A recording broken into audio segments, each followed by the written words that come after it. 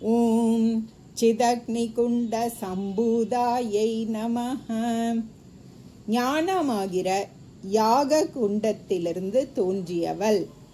விஷ்ணுவின் மாயையில் தோன்றிய பெண்ணிடம் மதி மயங்கி தனக்கு இதுவரை வெற்றி கொடுத்து வந்த தெய்வ வழிபாட்டை பண்டன் மறந்துவிட்டான். அவனிடம் தோல்வியுற்ற தேவர்கள் அதையே நல்ல தருணம் என கருதி தேவியை வழிபட்டனர். தேவியை குறித்து நடத்திய யாகத்தில் தங்களையே ஹோமம் செய்ய தொடங்கியதும் தேவி அக்னிகுண்டத்திலிருந்து வெளிப்பட்டாள். அகந்தையையும் மமதையையும் இழந்து தான் என்ற உணர்வையே தேவிக்கு அர்ப்பணம் செய்த அக்னிகுண்டம் சிதக்னிகுண்டம். அந்த அக்னி ஞானாக்னி. கஷ்டத்தை தரவல்ல வினைகளை அந்த ஞானாக்னி பொசுக்கி விடுகிறது. ஞானாக்னி சர்வ கர்மாணி பஸ்மசாத் குருதே அர்ஜுன.